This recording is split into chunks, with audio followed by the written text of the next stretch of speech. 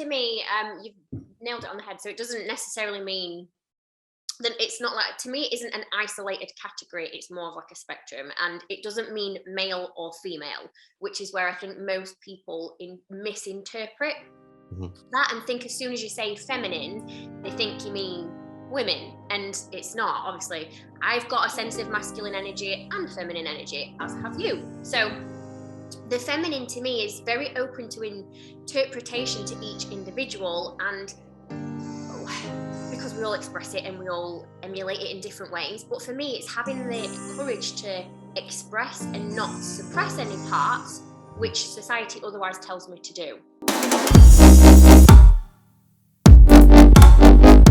Hi, and welcome to another episode of the podcast. Today, I am joined by Victoria Gill, and she has achieved some phenomenal things in her time over the last few years. So not only is she a TEDx speaker, she's a multiple business owner and a former athlete. So welcome to the show, Victoria. Hello, thank you so much for having me. So normally this is where we kind of unpick and unpack the kind of history first, but there's so much to start with you. I'm at a loss of where to really begin. So I think really, let's start with the athlete stuff, because that's interesting, and then we can run into the business and mindset afterwards. So former athlete, how long did you compete for and what did you compete in? I started competing in 2013, and I finished in 2017. So it was actually quite a short space of time. But I've always done something active. It's always been part of my life. So obviously we're focusing here on the bodybuilding side of stuff, but I've actually always competed in something from the age of 3 years old. So I've always been into competitive sport. And I kind of got into bodybuilding. I'd done stunt cheerleading at university. So I'm a national champion stunt cheerleader, which I always like to tell people about. And when I came back from university, I just had nothing to sort of strive for. I'd also had a really difficult journey with my physical health. And the thing that had kind of kept me going through that was going to, at the time, fitness classes. So that 1 hour where I'd stand in a fitness class was the only hour where I wasn't thinking about all this other external stress that I'd kind of got going on. And I'll be totally honest, when I came back from university, finished my master's, it was my now ex-partner. The first thing he said to me was, "Do you compete?" And as an ex-dancer, obviously stunt cheerleader, ex-track athlete, I thought, I don't understand the question. Do I compete in what? And it was him that actually got me into weight training properly. And I started weight training in the February. And I think it was 8 months later, I was doing the British final. So I did it, the turnaround from me picking up my first set of weights to getting on stage, and then I became a national champion in my next competition. So I did that really, really quickly. So it was a very short, concise journey in competing, in the world of competing. But I went from the bottom straight to the top very, very fast, and then just sustained that the whole way through. I'm really interested actually in your history. Talk to me a little bit more about you said you were competing from about 3 years old. What I've noticed with a lot of people that I speak to on the podcast and just privately is athletes tend to always be athletes. And I think it's something that's instilled in them early. And I think that there's something to be said about the link between competitiveness and business success. And I think that, someone like yourself who's been competing from a very young age is also a very good example of that. So what were you doing from about 3 till pre-bodybuilding days? I completely agree. So I started dancing when I was 3 years old. I was on a stage by the age of 3. And it's not, for me, it's not even just business. It's been in absolutely everything that I've done. So even when I was at school, I was head girl at school. I used to get the top grades and everything. When I went to university, I graduated from my master's with the highest marked class of master's degree in my year. So everything I've ever done, I've always strived to be not just at the top, but number one. And I actually think that comes a lot from my upbringing, but also because I was put into such a competitive environment from such a young age. So 3 years old, and you're competing, it's just something that obviously then becomes a little bit addictive. But I've always just had this thing about striving to be the absolute best that I can possibly be. But Mm, everything I've kind of learnt through competing, I truly believe has then been what's helped me to become so successful in business. My mhm, master's is actually in international business and retail, but I learned more about what skills I needed, what mindset I needed to be successful in business through competing, not mhm. through the actual qualification, the piece of paper that I've got to say to warrant that I can do that. Mm. What style of dance did you do? Because not many people know this, and I'm going to admit this. Actually, I'm not embarrassed of it anymore. But I used to do dance when my mum was a teacher, so I used to do dance. I used to do tap, ballet, modern, jazz, like all that sort of stuff. We used to do shows as well. Yeah. So, what style of dance did you used to do? Exactly the same as you. I did the Amazing. exact same style of dancing. Tap was my forte. That was what I was the best at. Yeah. I was nominated for a scholarship when I was very, very young, and you will probably resonate with this as well. I think things that you learn through something like dance from being such a young age, so discipline, having to be so disciplined, attention to detail, having to Mhm, get your technique absolutely right, mhm, sacrifice and commitment. You know what?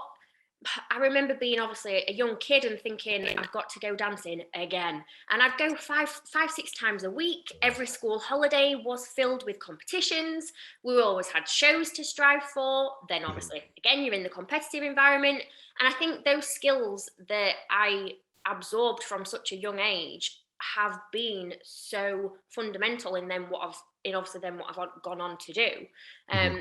And what I can remember hating dancing when I was a kid. I was really good at it, but I didn't enjoy Yeah. it. I always used to kind of feel a bit resentful towards my parents that I had to go. But now, obviously, I'm an adult. I am so grateful that they took me. I'm so Yeah. grateful that they made me stay committed to it, because it's taught me so much that has then obviously guided me on the trajectory that I've gone down. I resonate with that so much because I was really competitive as a kid, and the competitiveness in me is still there. But I was doing dance, I was doing gymnastics, trampolining. So every single one of my days, I remember, was full. After school, it was full. I didn't have time for playing with friends, watching films. Like genuinely, Mhm. I'd get picked up from like the after school club, and I'd be doing something from 6 till 9, and I'd go to sleep. And then the weekends, Saturday, I remember I'd get up, I'd go do swimming, and then I'd go do the dance, and then I'd go do American football, and then Sunday was normal football. So there was no time. I remember really, like you say, feeling almost resentful for having to do all this when I wasn't having like a air quotes normal like childhood. Like I just wanted to go out and play with my friends. But then also as well, looking back on that now with hindsight, I have such um gratitude for that experience because I think it brings so much to the table. I think it brings so much understanding of life that you don't necessarily get unless you're in that competitive realm. Yeah, resilience and those sorts of things as well. I remember we used to do a competition. It was the autumn sort of time, so October, and my mum would have to get us out of bed at sort of like 5 a.m. so that she could do our hair, do our makeup. And again, I hated it at the time, being a little Mhm. kid, having your head ragged about whilst your mum's brushing your hair, Yeah. trying to get it in the world's tightest bun.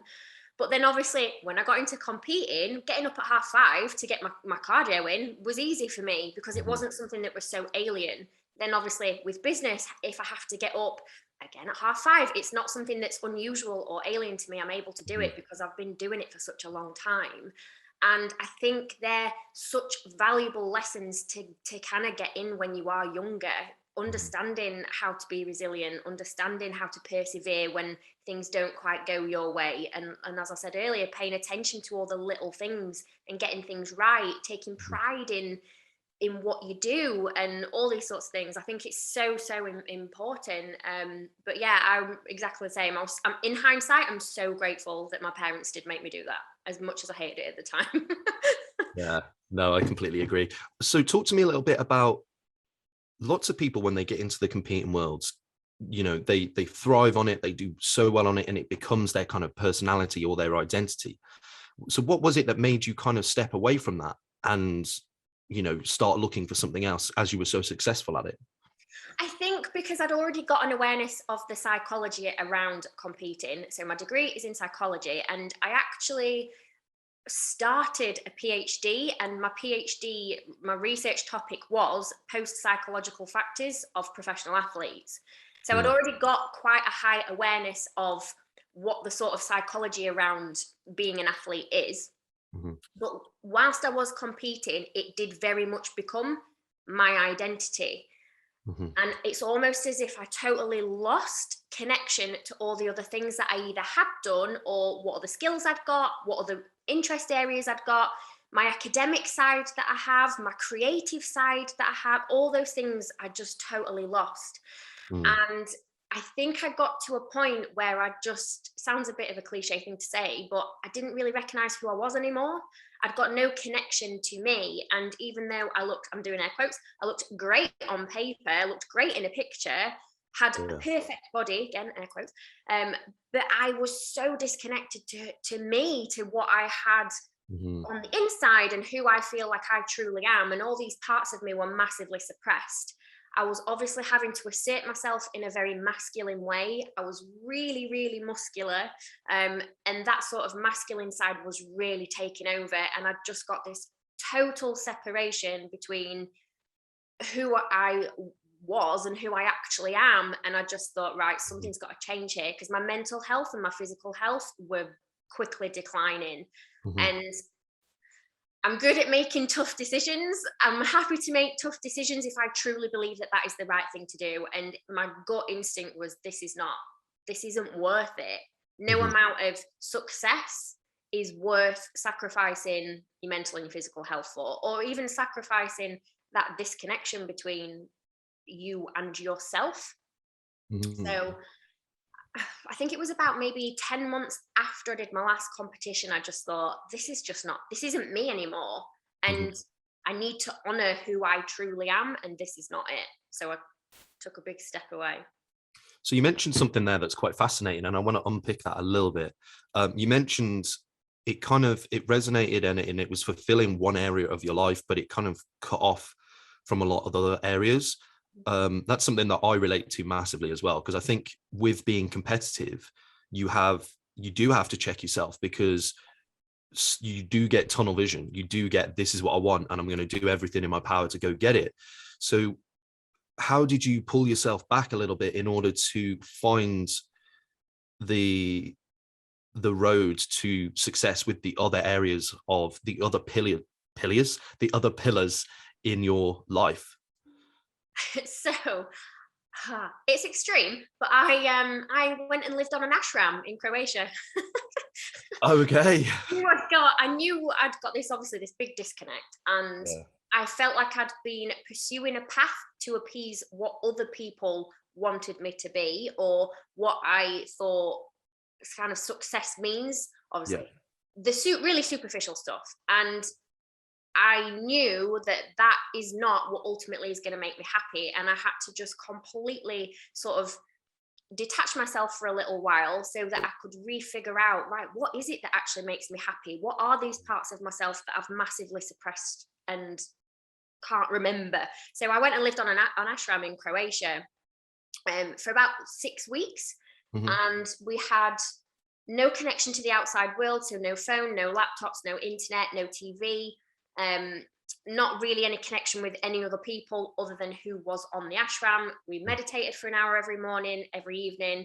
We did a yoga practice every morning, every evening. And the rest of the day was filled with either teaching or study time. And we didn't even have any mirrors, which I know sounds like a really strange thing to highlight, but you don't look in a mirror for 6 weeks.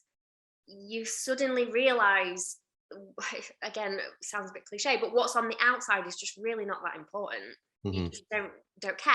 And when I came home, I went into the airport, I think it was in Zagreb, and I remember looking in the mirror thinking, oh my God, that's what I look like. That's what I look like. It was really, really bizarre. But I had to take a huge step back and just totally reset my perception of everything, absolutely everything, who I'd got around me, what activities I was doing, like where my energy was going, and just make huge changes. I quit my job. I stopped the job I was doing, obviously stopped competing. And then 8 weeks later, I opened a yoga studio.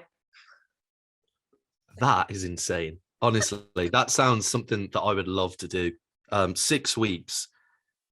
How enlightening was that experience? You know, obviously you came back and completely changed everything in your life for obvious reasons. But the moments of meditation, like I meditate fairly regularly, and the moments of meditation, and you do get these enlightened kind of moments, but also doing that in an ashram for 6 weeks. Talk to me a little bit more about that, because that is honestly something that really fascinates me. It completely changed my life, Dan. That Yeah. was the start of the transformation that's then led on to the last few years of my life. And when we started, in the first sort of 10 days, I found it so uncomfortably difficult, painful. There was so much resistance in me. It was quite traumatic 10 days, if I'm honest. Yeah. But I knew, obviously, if you keep working through this, it is going to get better. And it did. And it was a really tough start for me. I think my brain was almost going through sort of like a purge of loads of different things that I've experienced, lots of different traumatic experiences, all sorts of stuff. And it was like my brain was having to try and filter all this stuff out before it could then see clearly. It's like getting all the dust off of a mirror. It had to get it all off first so that then things could be seen a little bit more clearer. But having that complete detachment from the external world, I don't think we realize as individuals how much we are influenced by all sorts of different things. Obviously, what we see on TV, what constantly we are fed through social media, the opinions of other people that we have around us, all sorts of stuff. We have so much factors that influence who we are.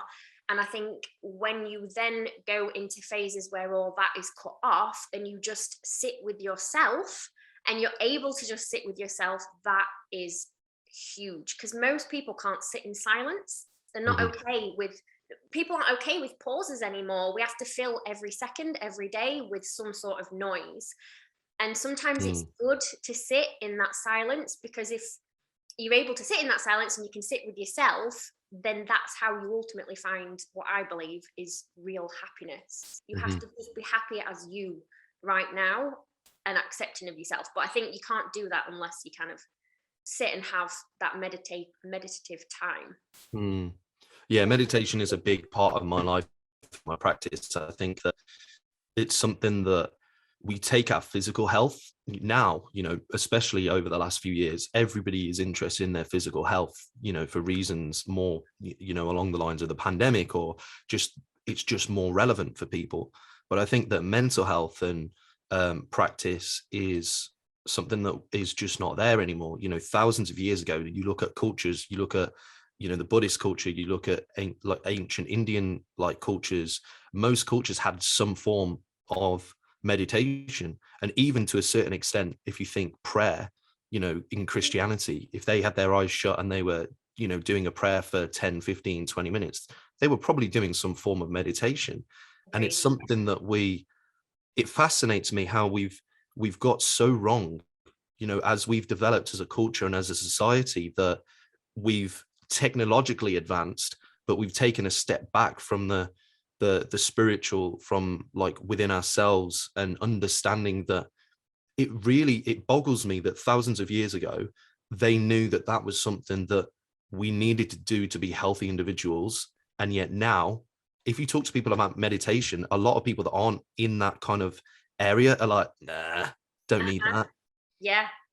Or they think it's a really strange thing to do. Or what I come across a lot is, if obviously I talk to someone about meditation, oh, I can't do that. Like, do you have a body that breathes? Yeah, then you can meditate. And I think it's because we've filled, like I said earlier, we have to fill every pause.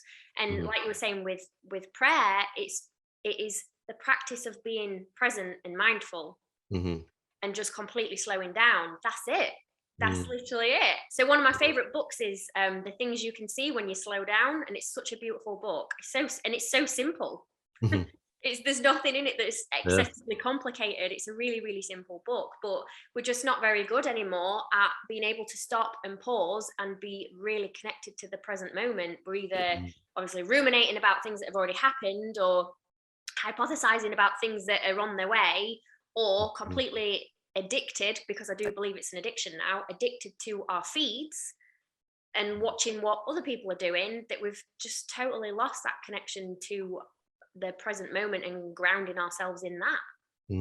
We're definitely too connected. I think there was I don't know how true it is, but I'm going to repeat it, or at least try to repeat it. But there was a quote that I saw a few years ago that kind of said that we see, or we're exposed to more information now on a daily basis than we were in 10 years. So now, because of our phones, because of the news, whatever it is, we're exposed to that much more information. Like, that to me, if that's true, that is insane. It probably is, isn't it? And if you think, so I think people get burnt out more easily now as well, because we are so exposed to such excessive amounts of information. So something that I obviously say to my clients is, you don't have your phone in your bedroom. Because what most people do is set their alarm on their phone. Mhm. So you either go to sleep and the last thing you've done is look at your phone, you wake up, the first thing you do is look at your phone. Mhm. Your brain is then having to process thousands of tiny little bits of information. It's it's answering questions, it's making decisions, it's Mm. ruminating on different things, it's obviously making judgments of different things. Your brain's having to work 10 times harder and process all this information. Mm. So there's no wonder we're all burnt out, because our brains are having to work so much harder. Even when we think we're mindlessly scrolling, you aren't. Your brain's still having to process pictures, Mm. words, videos, all this different sort of stuff. And I completely agree. I think social media is incredible if we're able to use it responsibly and effectively, but I do think social media is actually very antisocial as well. Oh, 100%. Did you know as well that the like Facebook and companies where it's all scrolling, did you know they actually employed gambling, what's the title, technicians, to help them design those apps, to help them to be more addictive, to help them to get more screen time so that they could then use that to then sell.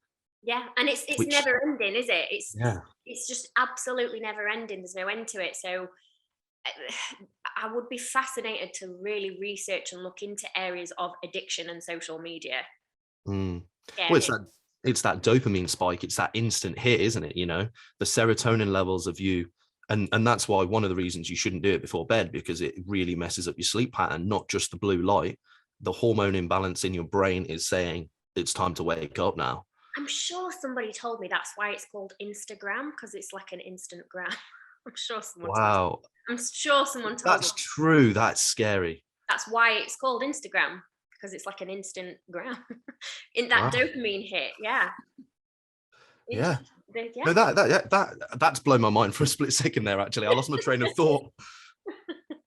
Okay, so let's talk. I know you're really, really passionate about the feminine, about, let's actually, for people that aren't in the spiritual realm, let's describe what that is, because that doesn't necessarily have to just be male and female, does it? So what is the feminine?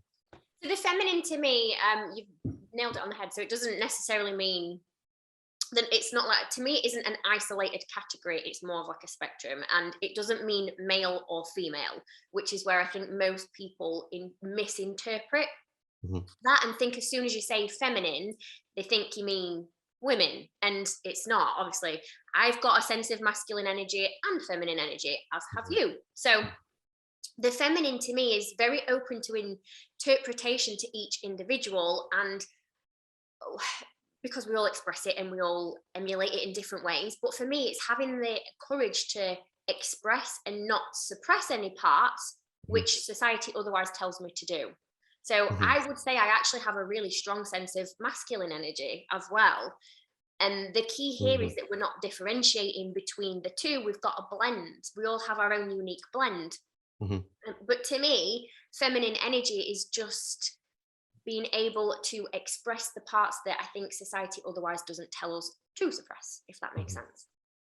Is this where you found yourself at the ashram and you kind of had these enlightened experiences? Is this where it all began for you? Is this where you kind of thought, you know what, like I'm suddenly a lot more attuned with, in touch, however you want to label that, with my masculine energy, and I really just want to get back to being more balanced? I think so. And I think because prior to competing, I would say I did have a very strong feminine energy, but my masculine energy was probably very weak. I wasn't very assertive, and I didn't put across certain characteristics I would associate with the masculine. Then when I got into competing, we had a complete shift, and my feminine energy completely died a death, and my masculine energy totally took over. And I still didn't have that sort of sense of connection to myself. I still felt very, very lost. I still didn't really know who I was and didn't quite fit into where I thought I should be, etc., etc. And then I think when I went and did my training and lived on the ashram, I figured out a way that the two can coexist. And I think it was that for me. Yeah, I think it was definitely there, and then establishing what traits actually encompass being feminine to me, questioning myself, well, why have I suppressed these parts of myself for such a long time? And why have I let these masculine traits completely take over and dominate my personality, the way that I express myself, the way I put myself out into the world, when I know there's a lot of cognitive dissonance within me. So there's a complete mismatch of what my core values are and how I'm actually acting.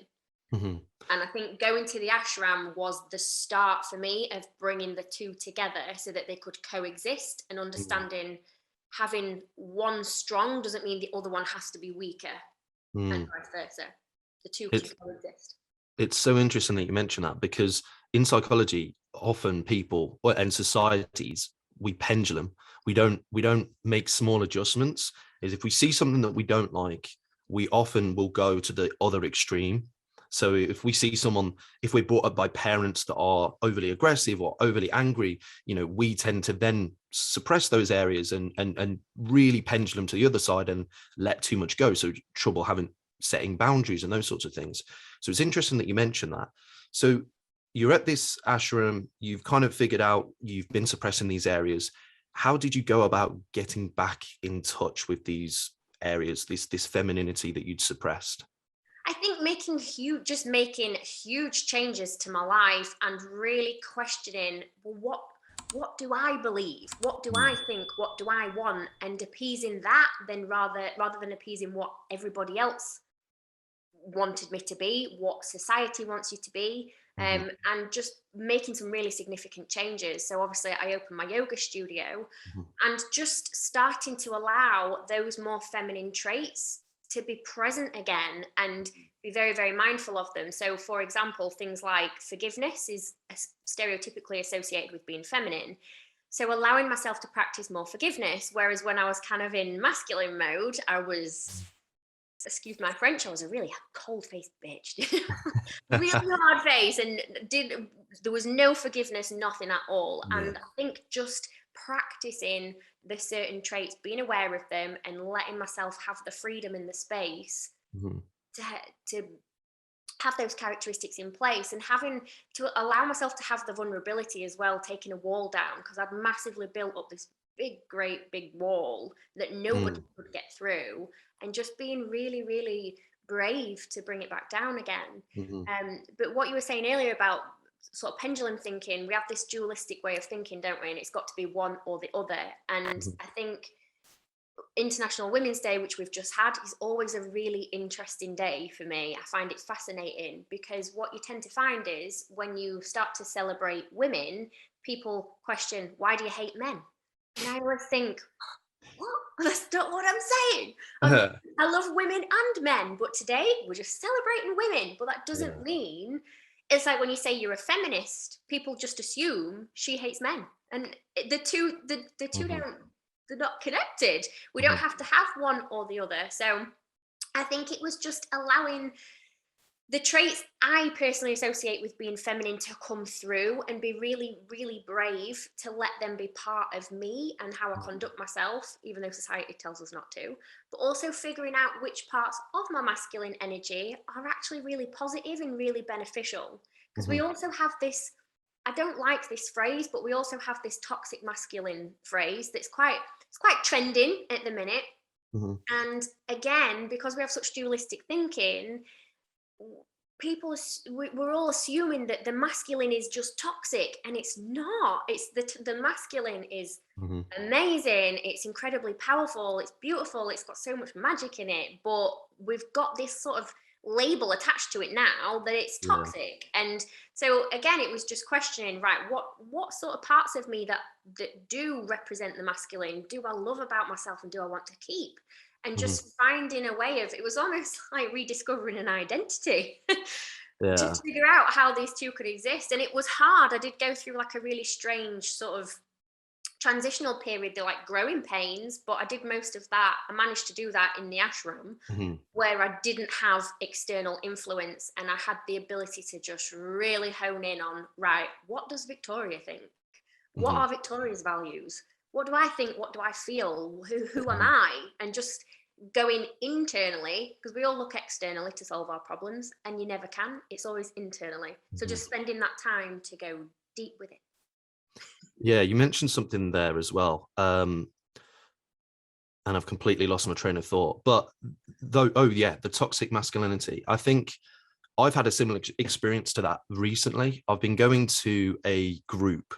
It's a great group. It's called Men's Circle. So I don't know if you've heard of it, but we were talking about in that group about positive masculinity. And even though I'm fully logically aware of the balance that we need within ourselves between masculine and feminine, um, there was something like I almost like cringed when we were talking about like the positivity of masculinity because of the conditioning of our society, Mhm. because of the conditioning of, we talk about so much of these toxic things that men do or masculinity can do. It's instantly like a almost a cringe moment. And I think there's something to be said about, I think, both, men, women, society, we need that balance. We need the healthy mix of masculine and femininity within ourselves, because otherwise, if you swing more towards the femininity, you are always going to be too forgiving, less boundary setting, and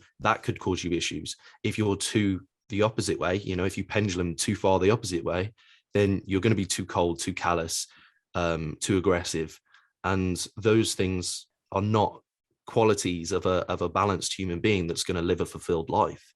Yeah, I absolutely, I could not agree more. And it's understanding the worth, the value, the purpose, the contribution of both. Mm, Both are equally, they're not the same. And I mhm, think that's kind of where we also sometimes get things wrong. The masculine and the feminine can't be treated the same because they're not the same. They're different energies, but mhm, they're equally just as strong, as incredible, like I say, as mhm, contributing to the society that we have. But it's so interesting how generally we're all taught that anything associated with being feminine is weak, and anything that is associated with being masculine is strong, but don't be too masculine because then you're toxically masculine. And it's like it's yeah, like all yeah. these conditions on, well, what are we supposed to, how are we supposed to act, who are we supposed to be? And I think that's why a lot of people just don't really know who they are, and that's Mm. quite sad. And I think in the UK as well, I'll say the UK. I won't say the West because that's my experience, but I think in the UK we're so conditioned to, that the path that you follow is you go to school, you go to college, you go to uni, you get a good job, you get married, you buy a house, you settle down, and that's it. That's your life. And I don't think there's anything wrong with that, but there is something wrong with that if that doesn't resonate with you, if that doesn't fulfill you, if that's not something that you know is a pathway that you're going to enjoy. Yeah, and I think one of the main traits that we, again, I'll say the UK as well, that we sort of dampen down is curiosity. And I think to be curious is so important. So I've never followed convention. We're doing air quotes again. I've never followed convention. I've always kind of done something a little bit different that people think, well, that's a bit weird. Yeah. Well, that's because I've always had this really strong sense of curiosity to question, well, why do we have to work 9 till 5? Who's told us that? Mhm. Why is that normal? Or who decided that we have to work Monday to Friday? Or who decided that I'm supposed to get married and have babies and a mortgage? Mhm. And I've just always been really, really inquisitive and challenged what is sort of spoon fed to us all as being Mhm. normal, and realizing that if that's not what resonates with you or sits well with you, it's okay to question that and do something else that Mhm. you do want to do. Because again, going back to that concept of cognitive dissonance, if you're leading a life that isn't actually in alignment with your values, you're always going to feel like something's not right. But I Mhm. think if you've got the courage to be curious and question different things, you're more likely to then pursue a path that does resonate with you. Mhm. So yeah, I think we are massively, especially in the UK, we're kind of given a roadmap to the normal average life, aren't we? And it's the Mhm. expectation that we should all follow that. Like I'm 34. I'm had to think about that then. How old am I? I'm 34, and the amount of times I get, oh, your clock's ticking. Have you not thought about kids yet? And I think it's so bizarre. It's such Yeah. an odd thing. Such an odd thing that we do. Yeah. Right? So yeah. And I think as well that you spoke about success. I think most people's idea of success is spoon fed to them by the previous generation. And I think, with social media, I've spoken to a few people on this recently. With social media, we have this untapped resource of opportunity that has never been available to people before. We're living in the era that has gone through, you know, we I mean, you're old enough as well to have not had internet as a child, really. Dial-up internet was terrible. And then, we got broadband, and then social media came about and changed the game. Now social media is used for business. It's used for so many other things, whereas it was just designed for connecting with your friends. And I think that we're spoon-fed what is, air quotes, successful by these people of previous generations who, that was their level of success because that was the only route that they had. And I think now we have like a tree, like a branch where we can jump off at any point and get to the same end result, but with it being fulfilled, or a fulfilling road for each individual. And I think that that's something that so many people that I speak to on a daily basis or weekly basis, where, whether it's clients or friends, we forget that actually it doesn't matter how you get there. The road to success is actually the fun bit. I think as well, Dan, it's actually really interesting, and this has just suddenly come to me now, that it's probably our sort of generation as well. Because if you look at, well, obviously children now and young adults now, they're open-minded to wanting to be an influencer or wanting to be a Yeah. YouTuber, and all these sort of non-conventional sort of pathways that obviously we didn't have when we were growing up. And I think they're more open-minded as a generation, but I think it's sort of us in the middle where we were the transitional phase, weren't we? Really, like you say, we had dial-up internet and all those sorts of things. And I think it's probably within the ages of sort of late 20s to mid 40s, I'd probably say, around that sort of age where we have been spoon fed from previous generations. This is what is the normal thing to do. Mhm. And we were sort of like the testing phase, weren't we, of these Yeah. changes? Because, like I say, when you look at younger generations now, they're a bit more open minded to doing non conventional stuff because they Yeah, I grew up mean, with that's it. yeah, that's definitely true. Because if you think about anything, an influencer wasn't a thing. Now it is a thing. You can make a very good living off that. Yeah. Professional gaming. If you were someone that, in our age, played on their computer console, whatever brand it was, for hours and hours a day, you were wasting time. Go out and do something. That was the kind of message. But now you can get paid a ton of money to be a Twitch great gamer or a competitive gamer. And yeah, no, I think you've hit the nail on the head there, actually, and I hadn't really thought about that. So that's interesting. So let's talk about how people can apply the feminine into their life. How can they really do the work to be more connected with their femininity or masculinity, depending on?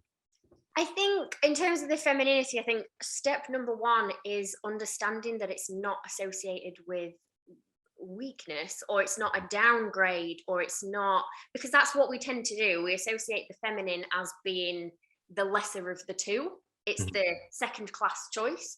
So I think breaking that barrier down first and foremost, and actually challenging people's perceptions of what it means to be feminine, and it doesn't actually mean anything to do with weakness. It's the perception that we have of it. So to me, that is step number one for everybody in society, men and women. And being open-minded to allowing these things in, because again, within our society, we're taught to suppress those parts of us. We're taught that things that are stereotypically associated with the masculine are more desirable, and things associated with the feminine are less desirable. So first of all, having that curiosity, being really brave to challenge what we are taught as being desirable and not desirable. And then for me, it's allowing certain characteristics in and understanding the value, the importance, and what sort of strength they can actually have. So we've got things like softness. So of course, when I did my TEDx talk, these are the sorts of things that I talked about. So softness, especially, we're encouraged around emotion, not to show emotion or to be ashamed of emotion. If you cry in front of somebody else, the first thing you do is apologize. I'm really sorry for getting upset. It's actually just a normal emotion that's being released from your body. So why do we encourage to apologize around that? But it's allowing softness in and being okay with that. So again, this is something I mentioned in my talk, but 3 times as many men die from suicide as do women.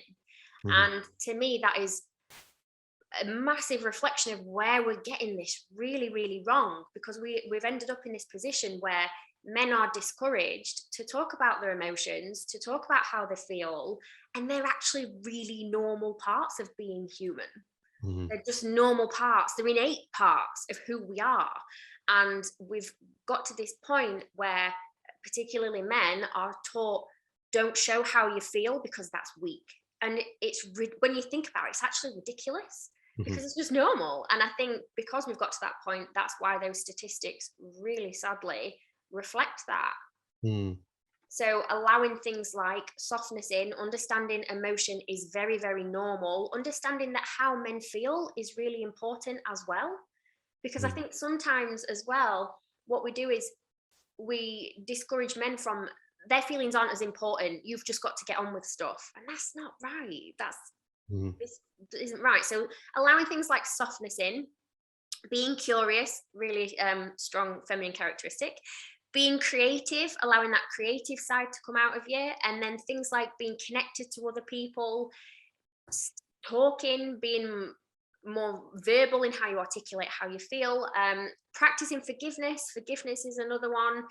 Acceptance, the ability to stand and accept who you are, and that doesn't mean stop striving to be a better version of yourself, but accepting of who you actually are as an individual, and again questioning all these different things, changing your life so that it's more in alignment with what you value, and then leaning into things like your intuition, the ability to nurture yourself in different ways. So something that I do with my clients is I get them to reframe how they see training, nutrition, hydration, sleep, all those different things, and I encourage them to see it more as a form of nurture. So how do you nurture yourself?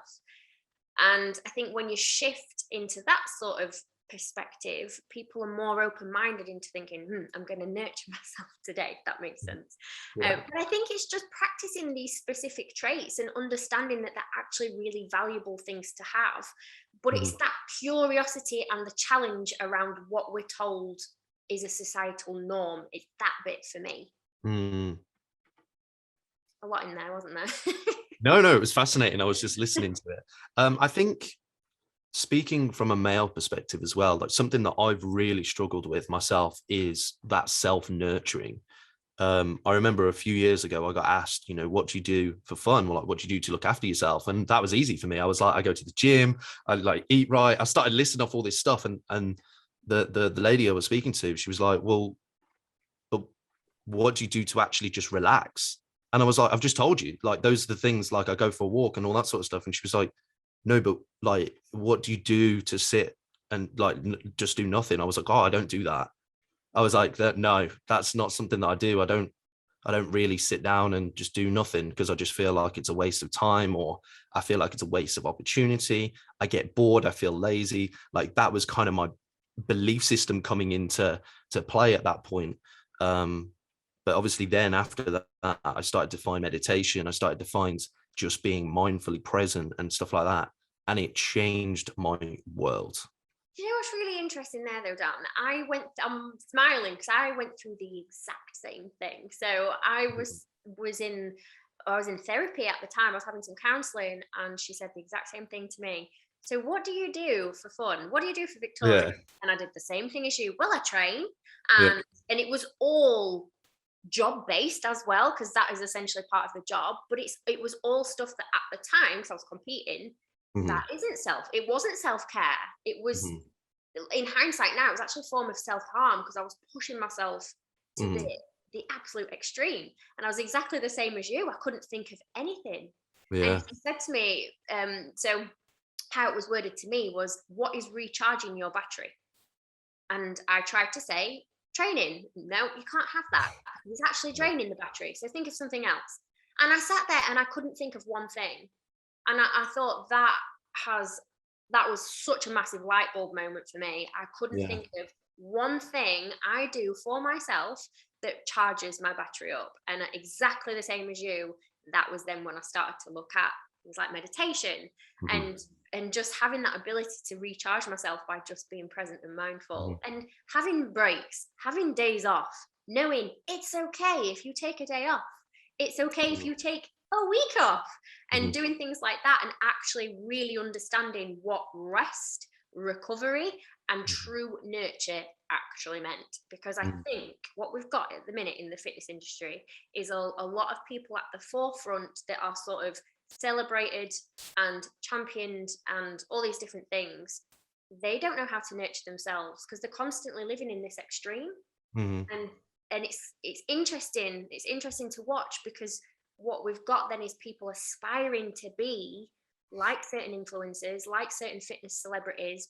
They're aspiring to be like something that actually really isn't fundamentally healthy, really, because the nurturing, the true self-care isn't there. Yeah. I mean, if you look at, like, let's take it to the polar extreme. If you look at people like Elon Musk, Jeff Bezos, those sorts of guys, they've been very open about their working habits. Elon Musk says he works 20 hours a day. What kind of balance is that? Like, the stuff that he's achieved for humanity and as a businessman is phenomenal. But, there's no way that he's living a fulfilled life. He is, only achieving on a high level on one plane, and that's business. And he's smashing it, don't get me wrong, but there's no way he's spiritually balanced. I couldn't say that. That was a tongue twister then. There's no way that he's balanced. There's no way that he's fulfilling good quality relationships, whether, personal, romantic, there's just no way that you can do that. Yeah, and what's interesting there, because that is your sense of curiosity. You've got the curiosity to question that. Most people won't. They'll just say, I want to be like Elon Musk. I want to do whatever Elon Musk is doing. Okay, well, now I know that I've got to work 20-hour days, burn myself into the ground, completely sacrifice any sort of relationship, sex life, physical health, family, all that sort of stuff. That's got to go. And then people don't have that curiosity, exactly what you've just done, and gone, well, that can't actually be.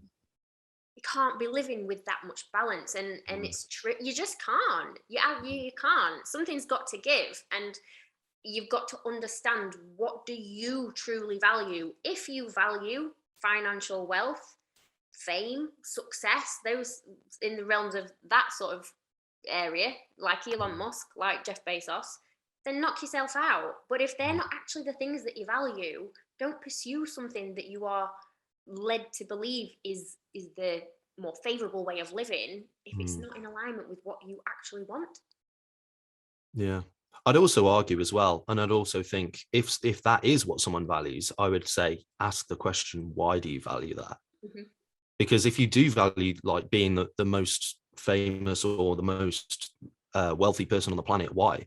And it's normally not because you've got the most amount of money. It's normally some unmet need that's not being fulfilled in your life that you could fulfill without basically killing yourself doing 20 hours a day. Yeah. I think what was I reading? And it was around sort of what they do on a day-to-day basis. And my instant reaction was, I bet they don't even really eat like consistently. I bet they don't eat because they won't have time. It takes, if you think how long it actually takes to sit down mindfully, eat your meal mindfully, allow it to digest mindfully, they don't have time. So I'm thinking their health is not going to be in the best place possible. And the thing is, none of us know how we're going to, this is a bit of a morbid thing to say, but none of us know how we're going to feel when we get to the end of our lives. And what are we going to think about? What regrets are we going to have? What are we going to wish we did more of? What are we going to wish we did less of? None of us know how we're going to feel until we get to that point. We don't know that Elon Musk might get to the end of his life and think, I wish I hadn't done that, and I wish I'd spent more time with my wife, with my kids. We don't know, do we? So I think I read his book not too long ago, and I think he's on his I don't know if I'm wrong, but I think he's on his third marriage already. Right. Obviously, I don't know the personal ins and outs, but you know, that's got to be tough as well, going through that many divorces. I mean, he's got multiple kids, and he, you know, he seems like he's a great father, to be honest, with how busy he is. But yeah, there's that's got to be difficult. And I think there's like another statistic as well is, if you look at entrepreneurs, if you look at businessmen, male or female, they also have the highest levels of suicide. And I think that that's something to be looked at in more detail, because yes, we are promoting to society, like, you know, at the moment, being an entrepreneur is the in thing. It's big, it's glamorous, and that's what people think it is. But it's also not. It's also boring. It's also long hours sometimes. And, you know, sometimes it's unavoidable. Sometimes you can be more mindful and plan things out and choose things. But it also isn't what people think it is. I think it's the same with if people that are famous as well. Like mental health doesn't, you're not excluded from having mental health issues just because you're famous. And I think again, that's what we are fed to believe is the thing to strive for: fame, financial success, power, status. But they do not. That does not mean you get a free pass to your physical and your mental health. So I think you have to make sure that your mental health and your physical health are, in whatever it is that you're doing, that they are the priority, because the other things don't guarantee them anyway. And it sounds like a hippie thing to say, but happiness doesn't come from it just doesn't come from financial success, status, or all those different things. I think there was some research done, and the self-rated perceived levels of happiness after, I think, 60 grand a year is the same. So once people get over the threshold of £60,000 a year, people's self-rated levels of happiness, whether they're a millionaire or billionaire, still the same. So it's not the be all and end all. It's not everything. I think a great example of that is, you know, when people are counting down their days to retirement, you know, and they're like, when I retire, it's just everything's going to be good. I can do what I want. And, you know, when they get to retirement, they then are suddenly bored. They've got all this time on their hands. They don't necessarily know what they want to do. It's not panned out. It's not necessarily solved their problems in the way that they thought it would. So a question that I often ask my clients is, I want you to imagine yourself on your last day of work and you're about to retire. Are you doing now, in terms of your health and wellness, are you doing the things now to make sure that when you retire, you're going to be physically, mentally, spiritually, emotionally in the place and position that you want to be? And more often than not, the answer to that question is no. So, okay, what do we need to do then? And it's never, well, I need to work harder. It's make sure I'm eating better. I need to make sure I'm doing more exercise. I need to make sure I'm prioritizing my sleep, like those sorts of things. So when I ask that question to my clients, the answer is never, ever, I need to work so much harder. I need to do more time at work. And I think sometimes you have to get people to kind of project forwards to be able to take the step back to where they are right now. But we're in a society where we absolutely run ourselves into the ground in sort of like the best years of our life, where we do have more physical capability. we are able to do other stuff. And then when we get to retirement age, what was it all for? So that you can enjoy the Mm, last 10, 15 years of your life with a bit of money. It's, yeah, I yeah. find things like that blow my mind. I had a really good experience of that, what you've just described there, of the fast-paced culture, because I lived in India for 14 months, and I was doing business out there. I was doing lots of stuff. It was a really cool time, but it used to drive me nuts, or initially it drove me nuts when like we'd set deadlines within India, because like a deadline here, it's a steady, it's a fast, it's a hard set rule. Like you just don't miss it. Like it's impolite. It's, there's just so much cultural um negativity around missing a deadline. But in India, they have this really cool way of living, like they're almost accidentally mindful or spiritual, I would describe it as, is because they'd have like a family wedding and they'd all just disappear and go, like 30, 40 of them would just disappear and go to the wedding for a few days, and then like the deadline would come up and they'd be like, well, like we were at the wedding, so we didn't do it. And like my like westernized brain was just like, well, yeah, but you knew that was coming up, so just work around it. And then the more time I was there, I was starting to think, well, actually, no, they're getting this right. I was like they're getting this right. They're, making sure that they're living their life. They're able to, yeah, fine, the deadline wasn't hit, but the work was done eventually. But they managed to kind of meander their way through this natural balance of family events. If they were unwell, they were unwell. That was it. They didn't force themselves into work, which we have in this society as well. Less so now because of the pandemic. People are a lot more mindful of that. But you know, previous to that, I almost had like this weird ego set, like Mm. centric pridefulness about not taking a day off sick. Like it was so, that is toxic. But I remember thinking, again, that was something that I really looked hard about the way that we were living in the West versus the way that they lived, and just thought, actually, we could learn a lot from that. And like both ways, we can learn from each other. But I think that the fast-paced culture, it's just not healthy for any of us, because we're just so in demand and we're so accessible now. If we need something, we expect it now. That instant gratification has never been higher. Yeah. Oh, gosh, completely. But if you think even at school, you have attendance awards. So who's Yeah. got the best attendance? Hmm. And that, again, when you challenge that and you're curious around it, that's actually a really bad message to give to kids. So Hmm. you have to come to school, or you have to show up no matter what the circumstances are. Otherwise, you don't get the reward of a gold star. But if you're unwell, or if you do have family things that you want to attend to, or whatever the circumstances are, sometimes like there's things that should take priority over simply just turning up. Hmm. And it's difficult to get these things across, isn't it? Because that, what I'm not saying Yeah. is don't work hard, don't Yeah. show up for yourself, but it's understanding when to push and when to pull. And I think probably in the environment that you were in, they've got a better understanding of when to push and when to pull, and have a balance of those two. Whereas in the UK, we're just push, push, push. And that's why, like me, especially as a coach of women, so many women are burnt out, Mhm. massively burnt out, stressed, unwell, got anxiety, got depression, Mhm. lots of different things, because they're constantly trying to go on push mode and find it actually really difficult to understand you need to pull back a little bit. Mm. So yeah, really interesting. Mm. So a few years ago, I read a book, and the book was called TED Talks. So obviously, I know you've done your TEDx talk. I've listened to it, and it was really, really good. And I in that book, like it's something that I've always been interested in, because I think public speaking is an art that we've lost. Our parents or grandparents had debate lessons and stuff like that, but I think now language is kind of one of those things that reading is becoming less common. And debating, like, we don't have a healthy form of debate now. Like, if you disagree with someone, it's a few harsh words. As if it's a guy as well, it's a few harsh words followed by throwing fists.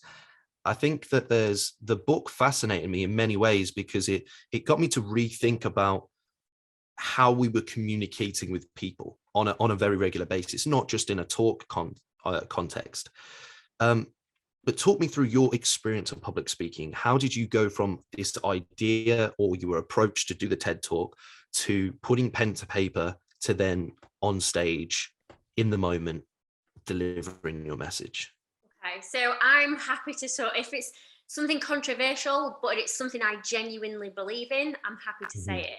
And everything I do, everything I say always comes from a good, positive, warm place in my heart. It always comes from a really Mhm. good place. But as a female, when you do start talking about sort of feminist areas or those sorts of things, you do very much run the risk, and I've experienced this a hell of a lot, of almost being, well, you kind of put on a stake like a witch and burn. And I presume that's what happened to those women, obviously, in the past. If you had something to say that was controversial and people Mhm. didn't like it, excuse me, you have stones thrown at you, you're Mhm. criticized, you're called names, you have different, obviously horrible things said to you, or whatever. And Mhm.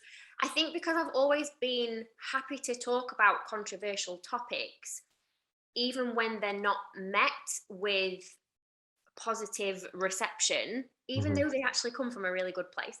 I think that was why I originally got approached. Victoria, have you got an idea? Is there something you would like to share? Mhm. And of course there was. And the talk that I delivered was just everything that I believed in. It was straight Mhm. from my heart. It's my soul in a speech. And I was approached to do an application, so I did.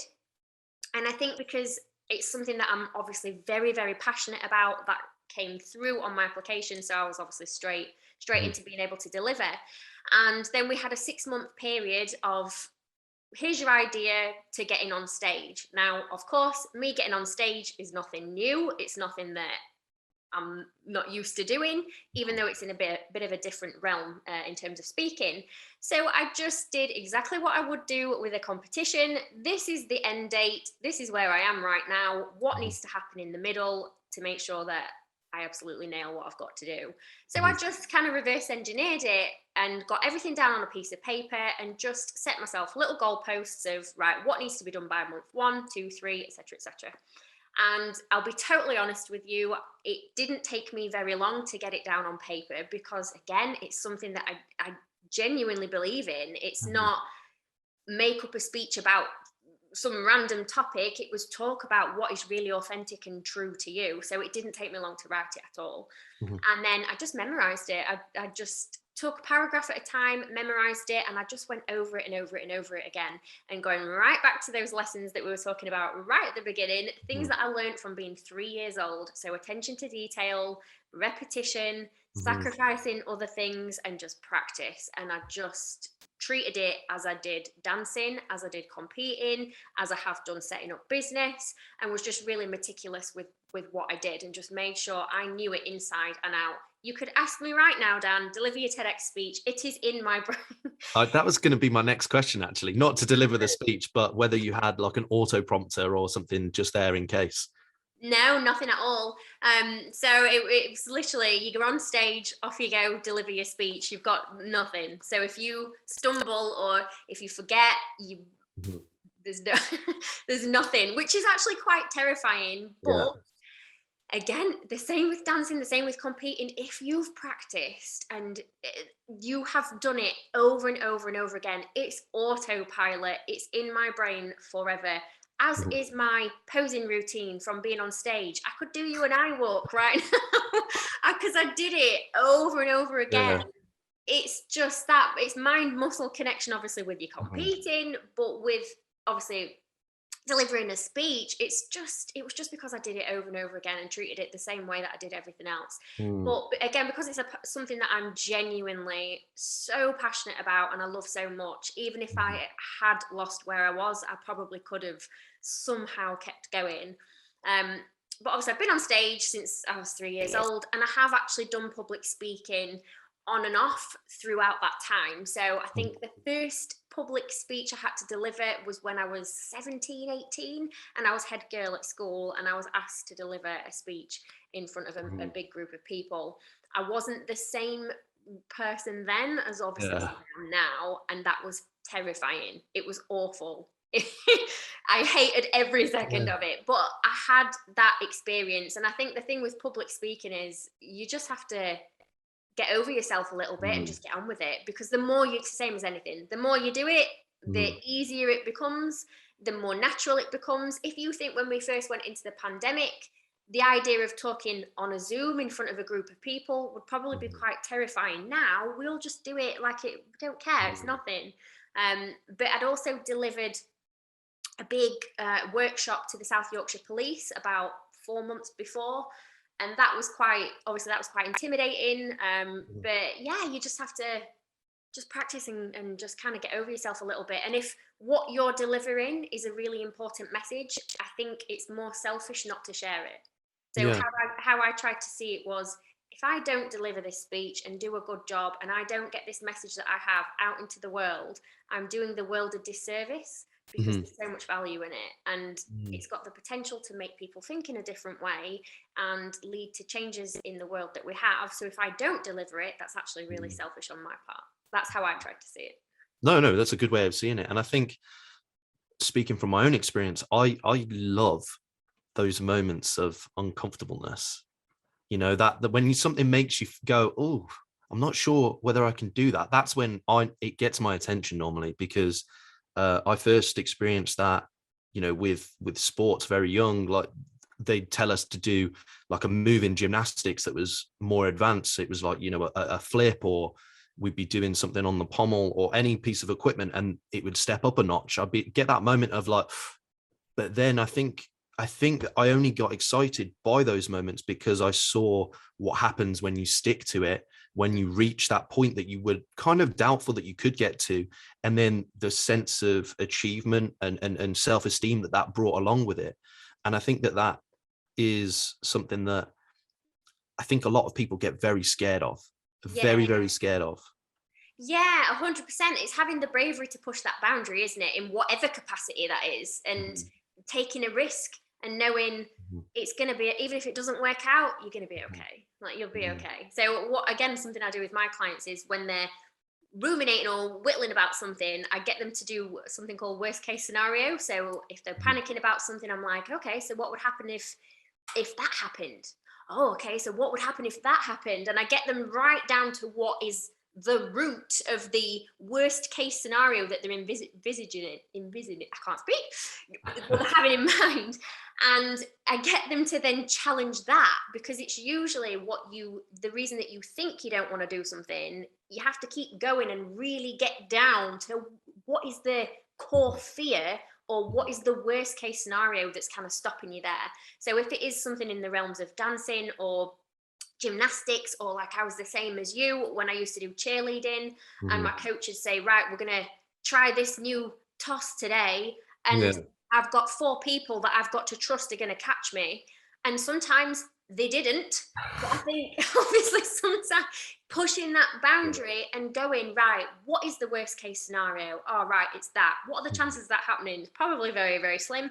Am I going to be okay even if that does happen? Yes, I'll be absolutely fine. And just mhm, being really, really brave to take the risk, even when you can't see something. And I genuinely think, because you've obviously done gymnastics and dance, and as have I, it's building that self trust that you'll mhm, be okay. You'll be okay. And I think it makes you a little bit fearless.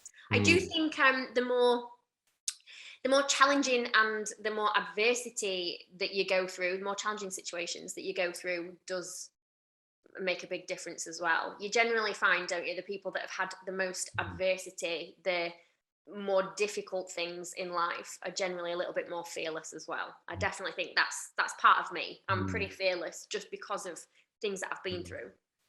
We'll bring it back to that word that you mentioned earlier, resilience. Yeah. So after you done this TEDx event, and you know, the video's been released, you've experienced the highs of, you know, performing again, you also got another opportunity, didn't you? So they made you a director of TEDx Doncaster. Is that correct? That is correct. Yeah. So how did that come about? And also, yeah, in fact, how did that come about first and foremost? So that came about, obviously delivered my speech, went down really well. Mhm. And I think because I am so passionate about what I do, and because I'm obviously successful in the business world as well, and got other random strings to my bow, Mhm. the person that holds the license asked me, would I consider being a director? Excuse me, because he'd done that event pretty much by himself, and it's a huge Mhm. event to do. And I think alongside obviously what I delivered, he could see other aspects of my personality, my ambition, my drive, and my general want to make things better, my commitment to my hometown. Mhm. As we were talking before we pressed record, we have a bit of a brain drain on Doncaster, and Mhm. more educated and more skilled people generally tend to leave the town. And I think because I'm very committed to my hometown as well, I was just kind of like the perfect fit to take in TEDx Doncaster to the next level. Mhm. He knows I always have a really big vision as well. I'm not scared to Mhm. push those boundaries and say, I want to be the best in the country. I Mhm. want to be a flagship event for the world. I'm not scared to do those things. So I Mhm. think it was probably, I just was the perfect fit to be a director, really. Mhm. And then, of course, the work that I do predominantly revolves around women. Of course, my talk is all about the feminine. My mission in life is to make women feel like they are capable of doing anything, to realize that we don't have to be suppressed, that we don't have to just smile and decorate the world and Mhm. not call people out when they make us feel uncomfortable. I think obviously then with TEDx Women, it was just like this is Vic's jam. This is what Vic's got to do. So yeah. Awesome. So talk me, I mean, you've spoken to it a little bit there, but what is your ultimate goal for TEDx Doncaster then? So with TEDx Doncaster, obviously I'm involved in both. So what I'd like to do, if that's okay, I will kind of say what my ultimate goal is for TEDx Women, Mhm. because that's my event. So TEDx Doncaster, Okay. I share with the other directors, whereas TEDx Women is just mine. And what I want to do with that is make it one of the most significant women's events in the UK, Mhm. and showcase what we have in South Yorkshire. Again, as we were talking before we kind of press record, Doncaster has a really bad reputation. I've experienced it my whole entire life. When I tell people I'm from Doncaster, people almost feel a little bit sorry for me. They feel a little bit sorry for me. They assume I'm not very intelligent, that I'm not very successful, simply because of where I was born and raised. So what I also want to do is to help change and challenge the perception that this town has, because there's Mhm. people here that are just unbelievable. So my hope for it is to grow that event so it becomes a national representation of what TEDx Women is about, what it means, and to, of course, just challenge the views that we have around women. And sexism does still exist. That's a topic for another day. But it does, very much so. So to challenge all these different things, to discuss topics that we're too scared to talk about. I obviously don't want to disclose what some of the talks are going to be about, but some of them Mhm. are about subject areas that nobody talks about, even though it's experienced by us all. We don't talk Yeah. about them. So it's having those conversations. And I actually think it's really important for men to be present in that environment as well, because it's things that we all need to be aware of, Mhm. talking about things like menopause and domestic abuse, domestic violence, and those sorts of areas, things that we don't talk about, and they're actually really, really common. So I think just raising the awareness of issues that we face as a society, but also helping to put not only Doncaster on the map, but Doncaster women on the map as well. Mhm. I love that. That's good. That's a great ambition to have. When is your first event? Have you got that far? Yeah, we do. So this year we have 3 events. So we have TEDx Doncaster, which is sort of like the flagship event. That is in October. Mhm. And we have TEDx Women, which is in December. And then I'm pretty sure TEDx Youth is going to be sort of November time. So more towards the end of the year. Mhm. And how do people get involved in that if they want to? No tickets? speaking, anything? So just literally to the website, which is TEDx Doncaster. I think Mhm. it's .co.uk. I need to check that, maybe .com. But just if you just put in TEDx Doncaster, it will take you straight to the website, and then it's just self-explanatory from there. So people that want to apply to speak, you just hit the apply to speak button. It takes you through the process. There'll be a link to the tickets as well. They're capped at 100. So with TEDx events, you're in certain categories depending on what license you've got. So we have it capped at 100 people. So it's a much more intimate, exclusive event. Whereas you can go to the bigger events. I went to TEDx Manchester at the weekend, 2,000 people there. Wow. So, yeah. Yeah. Victoria, thank you so much for coming on. It's been a great conversation. Before we end it, is there anything that we haven't spoken about that you want to quickly touch on now?